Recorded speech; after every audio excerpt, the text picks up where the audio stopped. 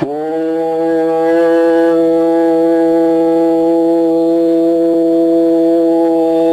ஈஸ்வரா குருதேவா.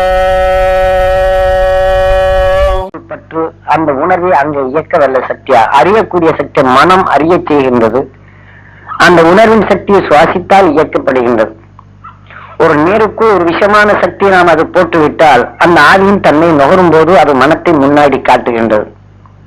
ஆனால் அதே சமயம் அந்த மனமோ உள்வுருவே அந்த உணர்வின் சத்து உடலுக்குள் போய்விட்டாலோ அந்த மனிதனை மயக்க செய்து விடுகின்றது அந்த உணர்வின் இயக்கம்.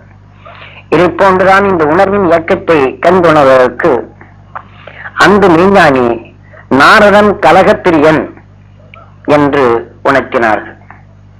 நாரதன் கரகப்பிரியன் என்கிற போது இப்ப நாம் எத்தனையோ ஆசைகள் கொண்டிருக்கின்றோம், எத்தனையோ எண்ணங்கள் கொண்டிருக்கின்றோம். ஆனால் மெய்ஞானிகள் இத்தகைய கடுமையான அவர்களுடைய ஆசைகளுடைய நிலைகள் எல்லாம் வெறுத்து தன்னை உணர்வால உண்டச் செய்யும் சக்தியை அனைத்தும் அடக்கி இந்த உணர்வை ஒளியா மாற்றி வின் சென்றவர்கள், பேரண்டத்தையும் அறிந்து கொண்டவர்கள். ஆகையினாலதான் நாரதன் அனைவரிடமும் சென்று எவரிடத்திலும் அவருடைய நிலைகளை சொல்லுவான், ஒவ்வொரு இடத்திலும் கலகத்தை மூட்டுவான் என்று அதற்கு ஒரு காவியத்தை எழுதியிருக்கிறார்கள். ஏனென்றால் சப்தரிஷி மண்டலமான பின் இந்த மனித உணர்விலிருந்து எடுத்து வளர்த்து அதிலிருந்து வெளிப்படும் எண்ணாலைகள் தான். இப்ப நாம் ஒரு சொல்லாலே ஒரு கோபமான சொல்லை நாம் பேசும்போது இந்த உணர்வுகள் பெரிது ஒரு உடலை சென்று அந்த ஆத்திரத்தை தூண்டி எதிர்நிலையான பதில்களை அதற்கு தக்கவாறு செயல்படுத்துகின்றது. ஒரு பலவீனமான நிலையில நாம் உள்ள இடத்துல நாம் கோபமாக பயத்தை ஊட்டும் உணர்வின் தன்மை கொண்டு நாம் சொல்லாலே சொல்லும் போது அதை கண்ட உடனே எண்ணம் நடக்குமோ என்று பயத்தால நடுங்கி அவனுடைய உணர்வலைகள் வேறிடம் செல்ல செய்யும். ஆனால் ஒரு முரட்டுத்தனமான நிலைகள் கொண்ட அந்த உணர்வுத்தன்மை கொண்டவரிடத்துல இந்த கோபமான உணர்ச்சிகள் செய்யக்கூடிய அந்த கோபத்துடன் பேசிய உடனே அவ் எதிர்த்து தாக்கும் நிலைகள் கொண்டு அந்த உணர்வு வேலை செய்யும்.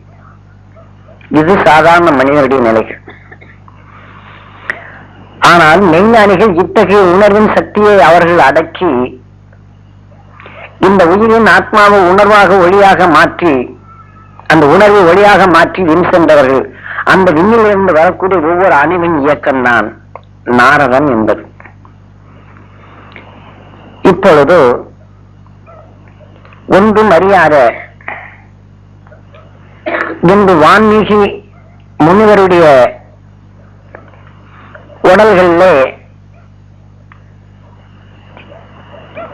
அவர்கள் செய்த எத்தனையோ தவறான உணர்வுகள் அங்கே கலந்திருந்தாலும் வான்மீகி என்ற வேடன் தன் பசியை போக்க, என வான்மீகி என்று பின்னாடி வந்தது, அந்த வேடனாக இருந்த ஒரு மனிதன் தன் வேட்டையாட செல்லும் போது தன் பசியை போக்க அவன் செய்யக்கூடிய தவறுகள் எத்தனையோ தவறுகள் செய்து அந்த உணர்வுகள் தான் ஒன்றை அடித்து ஒன்றை கொண்டு அவன் விழுங்கும் நிலைதான். பிறரிடத்துல பொருள் இருக்கிறதுனால் அதையும் அடித்து தனக்குள் தனக்கு வசப்படுத்தி மற்றவர்களுடைய இறக்கங்களை பார்க்க முடியாத ஒரு மனிதன். அப்பேற்பட்ட அந்த வேடன் தான்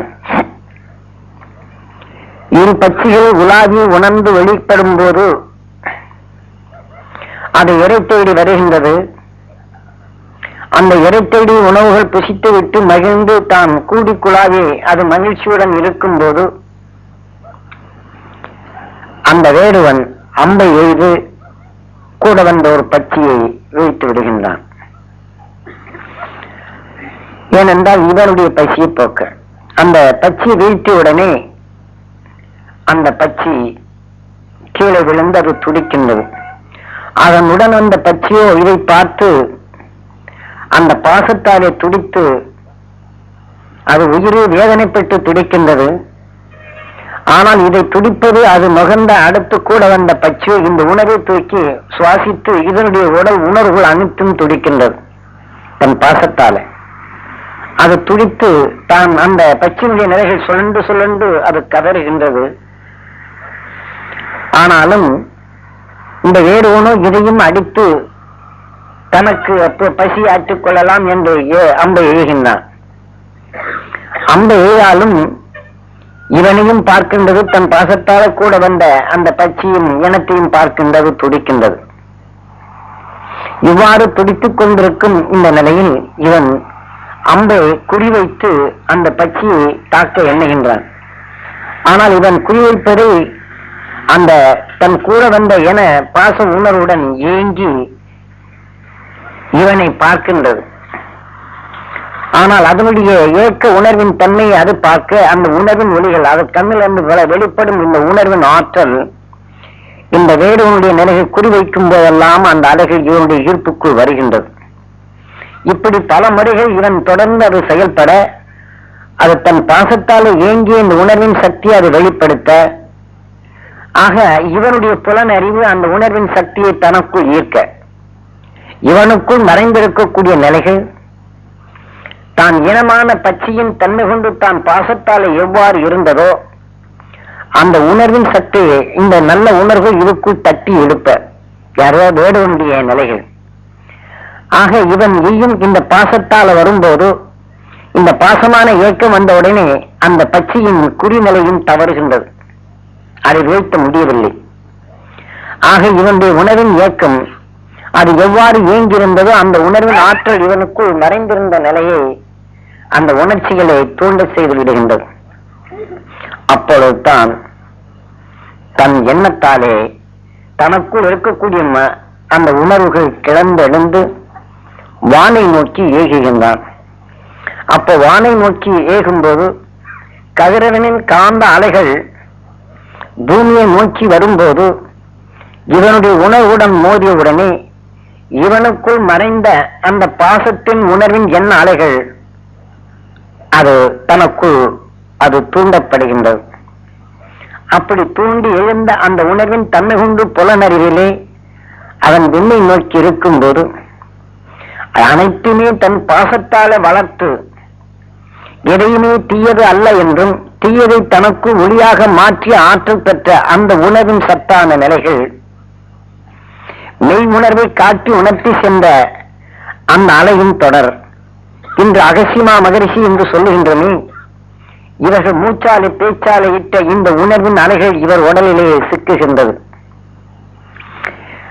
அந்த மூச்சின் உணர்வின் சக்தி சிக்கும் போதுதான் அந்த உணர்வின் தொடர் கொண்டு சப்தரிஷி மண்டலங்களில் இருந்து வரக்கூடிய மிக உயர்ந்த காந்த சக்தியும் அந்த வான்மீகி பெற முடிகின்றது.